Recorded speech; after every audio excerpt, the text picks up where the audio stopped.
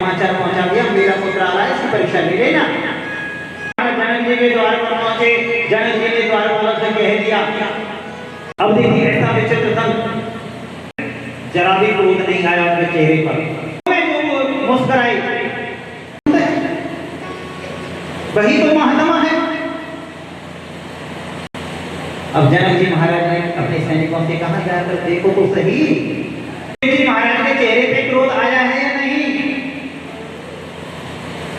अब सैनिक गए, जैसे 5 दिन पहले उनकी मुख मुद्रा थी, मुख का भाव था, वही 5 दिन बाद है।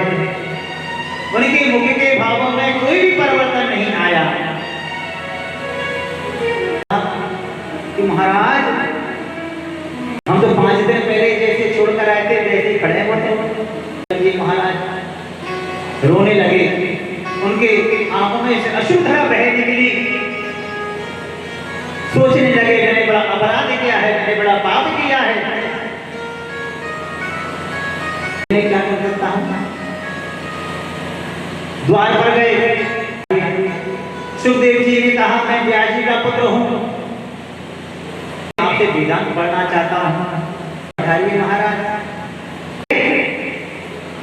और लोगों को इशारा किया, इन्होंने क्रोध को तो जीत लिया है।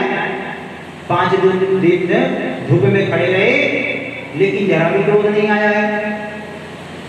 अब अंतपुर में सुखदेव जी महाराज को बिठा दिया और जनक चले गए कि इन्होंने काम को जीता है या नहीं जीता। कोई हिला रही है, कोई तांबुल हिला रही है और एक उनका आलिंगन करके बैठ गई। उनके चेहरे पर कोई विकार ही नहीं आया, नहीं आई, उनके चेहरा भी नहीं बदला। महाराज ने आकर उनके चरणों में साष्टांग प्रणाम किया।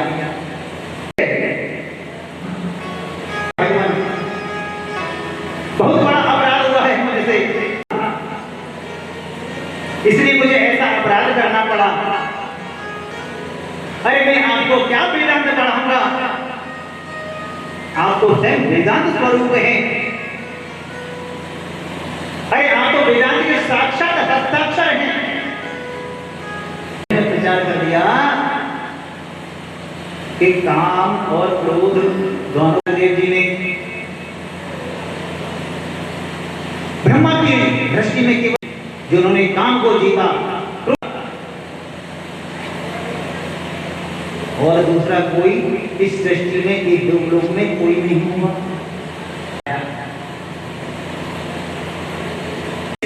शिष्य की इच्छा होती है कि मुझे श्रेष्ठ गुरु मिले, ऐसे शिक्षक मिले। को जब अगस्त्य ने विद्या अध्ययन कराया, ने कहा गुरुदेव मैं राम से मिलवा दो, मुझे और कुछ नहीं चाहिए।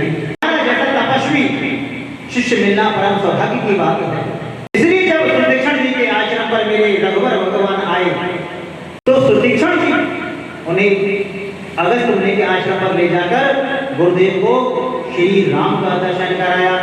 ऐसे परम हर्ष हुआ, जैसा यशस्वी शिष्य मिल गया। बताऊं उनकी विद्या को दिगंबर नहीं कह सकता, जिसके तन पर कोई वस्त्र ना हो।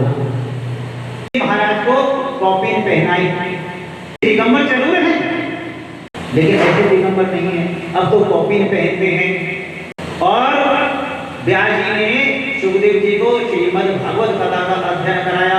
सुखदेव जी महाराज भागवत जी का अध्ययन कर गदगद हो गए। केवल 7 दिन में परीक्षित बोल कैसे मिले। परीक्षित की सभा में आए और भागवत सुनाई, ऐसी भागवत सुनाई कि परीक्षित जी को 7वें दिन विमान आ गया और परीक्षित जी सीधे वैकुंठ लोक को चले गए थे। और आदरणीय भीमसेन ने अपनी गदा का प्रहार करके दुर्जन की जंगल को तोड़ दिया। दुर्योधन एक ही पल गिन रहा था अपनी मृत्यु का।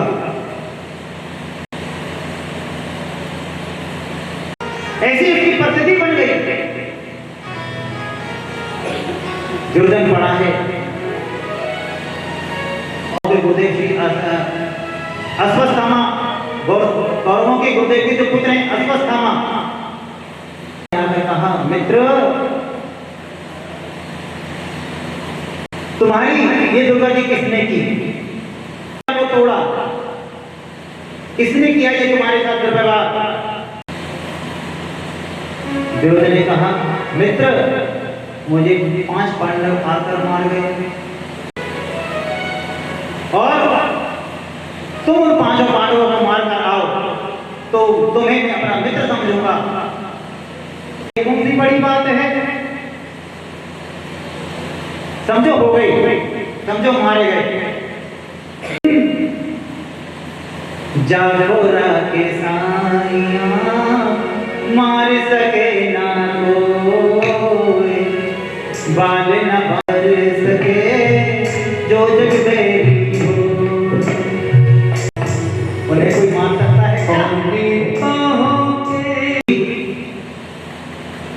और देखा कहा गोपाल आप सोई नहीं,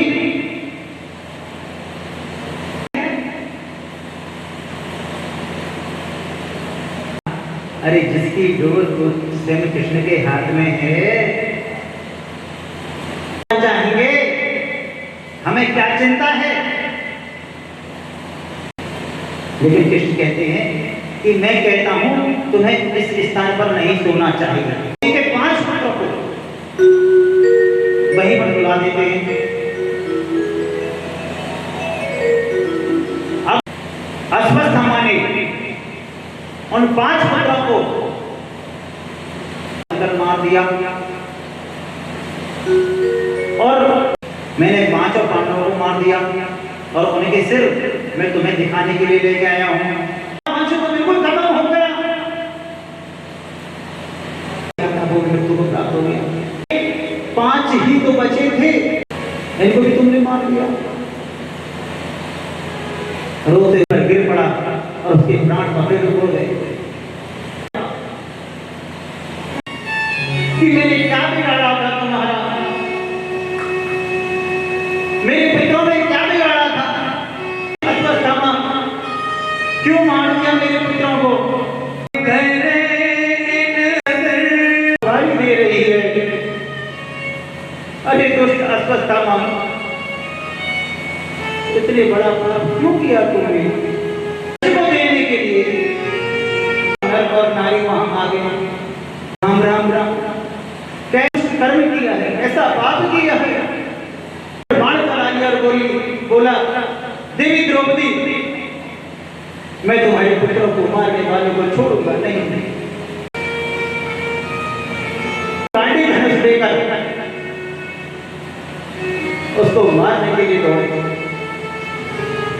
देखा कि अर्जुन मेरे पीछे आ रहे हैं मुझे मारने के लिए, अपना ब्रह्मास्त्र अर्जुन पर चला दिया। विशाल ब्रह्मास्त्र को देखते हुए अर्जुन कृष्ण के चरण में गिर पड़े। बचाओ कन्हैया मुझे बचाओ, ये ब्रह्मास्त्र मुझे लाकर मार देगा। डरते क्यों हो, इसकी औषधि विष होती है, कांटे लोहे को लोहा काटता है, ऐसे ही अपने ब्रह्मास्त्र को आप भी चला दो। अर्जुन ने भी अपना ब्रह्मास्त्र चला दिया और दोनों ब्रह्मास्त्र जब टकराए तो शांत होकर जमीन पर गिर पड़े। अश्वत्थामा के विष पकड़ लाता है, खींच कर लाता है। लाखों नर और नारी के बीच पर जाकर बोला देवी द्रौपदी को मारने वाले को मैं पकड़ लाया हूं, खींच। हमारे गुरुदेव के चरित्र पर तो एक कलंक है, 5 बच्चों को मारा है। अरे इसको एक बार नहीं 5 बार करना पड़ेगा। कैसे मारूं, तेरे के आगे फेंक दूं। अर्जुन ने कहा क्या कहती हो, छोड़ दो पापी को, छोड़ दो छोड़ दो जिसने 5 पुत्रों को मार दिया। अगर तुम इसको मार दोगे तो हमारे 5 पुत्र वापस तो नहीं आ जाएंगे। क्योंकि जो गुरु द्रोणाचार्य ने विद्या आपको दी, अपने पुत्र को नहीं दी। ये तो एक अब अर्जुन ने संविधान में करना और वैसे ही मारना, जैसे इसने क्या इसको भी वैसे ही मारो। तुम नहीं मारोगे इसे, सौंप दो। इस पापी को मारने का पाप तो लगेगा नहीं। मेरे गोविंद ने बहुत सुंदर बात कही। शास्त्र कहता है कि ब्राह्मण चाहे जैसा भी हो उसे कभी मारना नहीं चाहिए, चाहे उसको मारना नहीं चाहिए। बालकों का हत्यारा कोई भी हो उसे छोड़ना नहीं चाहिए। ये ब्राह्मण है, इसे मारने का तुम्हें कोई अधिकार नहीं है, और ये बाल हत्यारा भी है, इसके छोड़ने का अधिकार भी तुम्हें नहीं है। विप्र सकल गुणहीना, शूद्र न गुण गण वेद प्रवीणा, परहित तरस धर्म नहीं भाई, पर पीड़ा तम नहीं अदमाई। अब धर्म संकट में पड़ गए अर्जुन, लेकिन भाई साहब फिर अस्वस्थमा की आधी दाढ़ी उड़ दी, आधी मूछ काट दी और धक्का देकर बाहर निकाल दिया। अगर ब्राह्मण का यही बद है, इससे बड़ा बद और कोई नहीं हो सकता। वो तो अर्जुन का शुक्रगुजार होना चाहिए कि चलो इसने मेरी जान बख्श दी। लेकिन मनुष्य आ गई।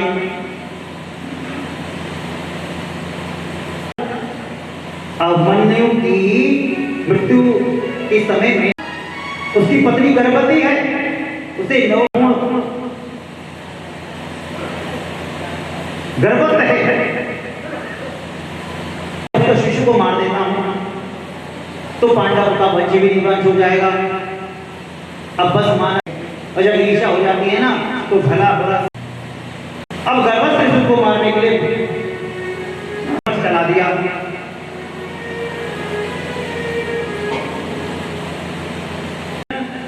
अब मनु के मामा होते हैं, मामा लगते थे। जब देखा ब्रह्मस्त्र आ रहा है मेरे शिशु को मारने के लिए, तो उसने कन्हैया को याद किया, हे गोविंद, हे गोपाल, मेरी रक्षा करो, मेरी प्राण रक्षा करो। ये ब्रह्मास्त्र मुझे जलाकर मार देगा, इसकी मुझे मैं मर जाऊं। लेकिन पांडव में उस गुरु का पुत्र हो जाएगा, ऐसा तो नहीं। उसने कहा बेटे तुम बिल्कुल चिंतित मत होना, आप थोड़ी देर के लिए मातृभाव अपने हृदय में लाओ। और जैसे ही उत्तरा के मन में मातृभाव पैदा हुआ और मेरे गोविंद उत्तरा के गर्भ में प्रवेश कर गए, चाहे चार भुजाएं धारण कर ली मेरे गोविंद ने, और अपनी गदा को सुदर्शन चक्र की भांति उस गर्भ में चलाने लगे।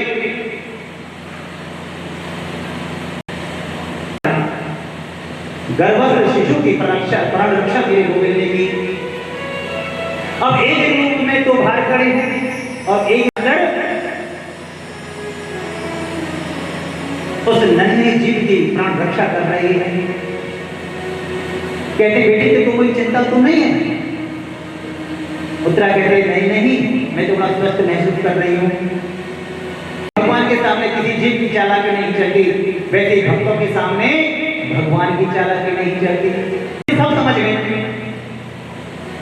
कि मेरे श्री कृष्ण ने मेरे पुत्र वधु के घर में प्रवेश करके मेरे पुत्र रक्षा की है, मेरे वंश को निर्वंश होने से बचा लिया। और माता कुंती जी के चरणों में भी पड़ी और बार बार रुदन करके बोली, हे श्री कृष्ण द्वारका वासनम देव देव जगतपते, परमेश्वर अखिलेश्वर निर्गुण ब्रह्म स्वरूप है, सब रूप में अन्वित होकर आप यहाँ आए हैं। मेरे प्रभु ने कहा बुआ जी क्या कहती हो, क्या कर रही हो, मुझे भगवान बताती हो? अरे मैं तो आपका भतीजा हूँ, मैं आपके भाई का सबसे छोटा पुत्र हूँ। कुंती बोली ये नाटक तुम्हारा विचित्र है लाला, किसी को भुआ बनाते हो, किसी को भुआ बनाते हो, और ये कैसे भूल जाते थे तुम सबके परवाह हो। और मुझे आज तुम्हें प्रणाम करने से कोई रोक नहीं हो ना। तो गोपाल ओ मेरे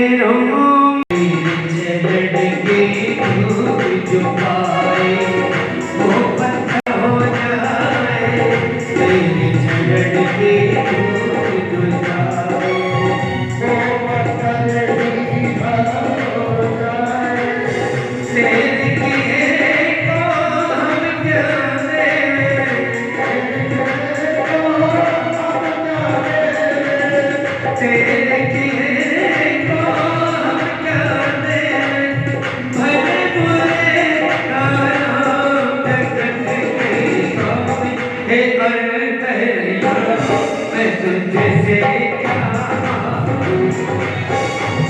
मैं तुझसे क्या मांगू, मैं रोम रोम में बसने वाले श्याम,